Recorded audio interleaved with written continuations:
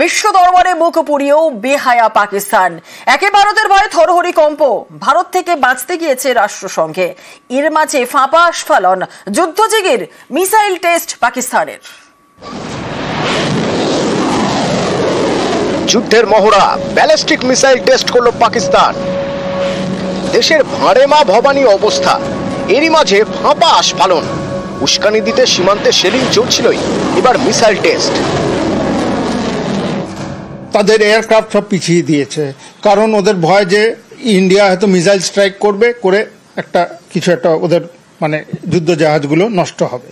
তো এই ভয়টা ওর মধ্যে প্যানিক সৃষ্টি। ওদের কাছে পয়সা নেই, ইকোনমি ইজ ইন শ্যাম্বলস। যে 450 কিলোমিটারের একটা মিসাইল নাকি তারা টেস্ট করেছে, কিন্তু এগুলো সব সাইকোলজিক্যাল ওয়ারফেয়ার। গত 22 এপ্রিল কাশ্মীরে জঙ্গিদের তাণ্ডব। পহেলগাঁওয়ে বেছে বেছে পর্যটকদের গুলি করা হয়, প্রাণ যায় 26 জন নিরীহ নাগরিকে। পাকিস্তানের মদতে হত্যালীলা। পহেলগাঁওয়ের ঘটনার পর থেকেই সুর চড়ায় ভারত। সেনার 3 বাহিনীকে পূর্ণ স্বাধীনতা দেন প্রধানমন্ত্রী নরেন্দ্র মোদী।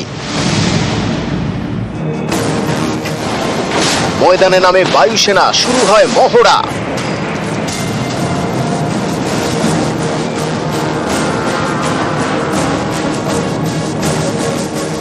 এটা উত্তরপ্রদেশের শাহজাহানপুরে গঙ্গা এক্সপ্রেসের উপর রানওয়ে। শুক্রবার এখানে যুদ্ধ বিমানের ওঠানামা। কয়েকদিন আগে বায়ুসেনা জানিয়ে দিয়েছিল তারা তৈরি, any time, anywhere, any how. এতেই থরহরি কম্প পাকিস্তান।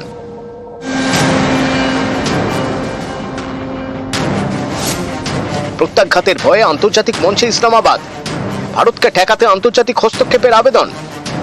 রাষ্ট্রসংঘে আর্জি পাক দূত আসিম ইফতিকার আহমেদের।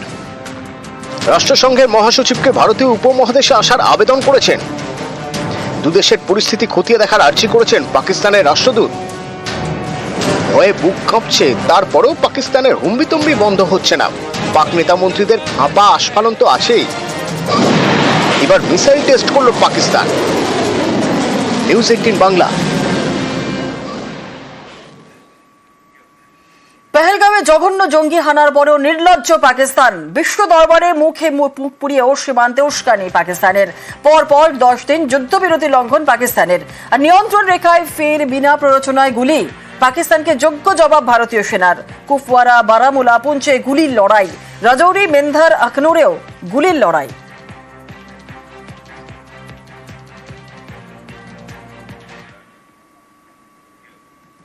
পাক রেঞ্জারকে তুলে নিল বিএসএফ।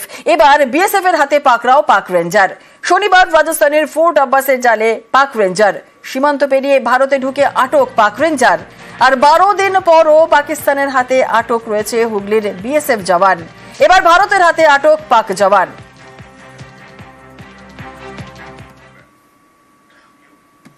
প্রথমে ভারতে অনুপ্রবেশ, তারপর অনুপ্রবেশকারীদের জন্য জাল নথি তৈরির কারবার। এভাবেই কোটি কোটি টাকার মালিক পাক নাগরিক আজাদ হোসেন। এই চাঞ্চল্যকর তথ্য পেয়েছেন ইডির তদন্তকারীরা। আজাদ হোসেন ওরফে আজাদ মল্লিক পাকিস্তানের নাগরিক। গত মাসে কলকাতা থেকে তাকে গ্রেপ্তার করে ইডি। তার ব্যাংক অ্যাকাউন্টে কয়েক কোটি টাকা। কিভাবে এলো এত টাকা? এই আজাদের ব্যাংক অ্যাকাউন্টে রয়েছে 2,62,00,000 টাকা। আর এই টাকার উচ্চ সন্ধানে নেমে চাঞ্চল্যকর তথ্য হাতে এসেছে ইডি আধিকারিকদের। জানা গিয়েছে 2013 সালে ভারতে আসে পাক নাগরিক আজাদ হোসেন। ভুয়ো নথি দেখিয়ে বাংলাদেশ সীমান্ত পেরিয়ে ভারতে ঢোকে। 1 লক্ষ টাকা খরচ করে ভারতীয় পরিচয়পত্র তৈরি করে। জাল নথিতে ভারতে অনুপ্রবেশ, তারপর জাল নথির কারবার খোলে আজাদ। ক্লায়েন্ট সেই বাংলাদেশি অনুপ্রবেশকারী। ইডির দাবি, শতাধিক অনুপ্রবেশকারীর ভারতীয় পরিচয়পত্র তৈরি করে দিয়েছে আজাদ। অনেকের ভারতীয় পাসপোর্টও তৈরি করে। প্রতি ক্ষেত্রে আলাদা আলাদা রেট। প্যান, এপিক কিংবা আধার কার্ডের জন্য 1 থেকে 1.5 লক্ষ টাকা। আর আজাদের মাধ্যমে পাসপোর্ট করতে খরচ কমপক্ষে 2.5 লক্ষ টাকা। ভিসা নিতে হলে দিতে হবে বাড়তি টাকা। এই জালিয়াতির কারবারে কয়েক কোটি টাকা কামিয়েছে আজাদ হোসেন। নথি জালিয়াতির কারবারের প্রধান ক্লায়েন্ট বাংলাদেশি অনুপ্রবেশকারীরা। ক্লায়েন্ট ধরতে বাংলাদেশ সীমান্তবর্তী এলাকায় এজেন্ট এবং সাব এজেন্ট নিয়োগ করে আজাদ। অনুপ্রবেশকারীদের পাসপোর্ট তৈরি করিয়ে দিয়েছেন এই আজাদ। তার বিনিময়ে আজাদ পেয়েছে 2 থেকে 2.5 লক্ষ টাকা এবং আজাদের হয়ে একাধিক এজেন্ট যারা অনুপ্রবেশকারীদের সঙ্গে যোগাযোগ রাখতেন। ক্যামেরায় রাজীবের সঙ্গে অমিত, নিউজ 18 বাংলা, কলকাতা।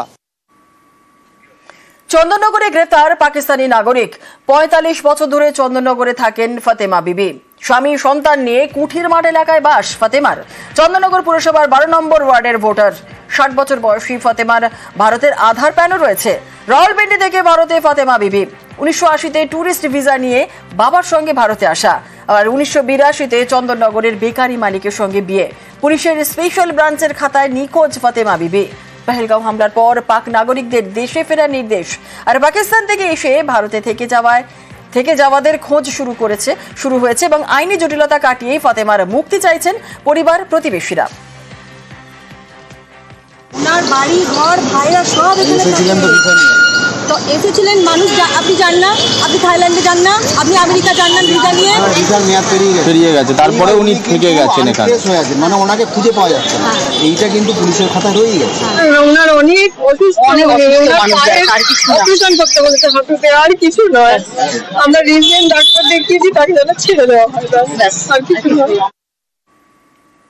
প্রশাসনের সামনে কোনো কিছু না লুকিয়ে সঠিক তথ্য, সঠিক ঘটনা, সঠিক বিষয় বললে জিনিসটা হালকা হবে, প্রশাসনের বুঝতে সুবিধা হবে। এবার উনি কি ভিসা নিয়ে এসছেন, কোথায় এসছেন, কিভাবে থাকছেন, এই এত ডিটেলস আমরা জানি না, আমাদের পক্ষে জানা সম্ভব নয়। ভোট দিতেন, হ্যাঁ এখানে ভোট দিতেন বা আধার কার্ড আছে, সবই আছে, প্রায় সবই আছে। প্রশাসনও যদি এটা মানবিক দিক থেকে যদি এটা দেখে তাহলে ভালো হয়। এখনো বেয়াদব বাংলাদেশ। দক্ষিণ দিনাজপুরের গঙ্গারামপুরের 0 পয়েন্ট থেকে 2 যুবককে তুলে নিয়ে যায় বাংলাদেশিরা, কিন্তু আটকে রাখতে পারেনি। বিএসএফ এর সঙ্গে ফ্ল্যাগ মিটিং এর পরেই তাদের ছেড়ে দিতে বাধ্য হয় বাংলাদেশ।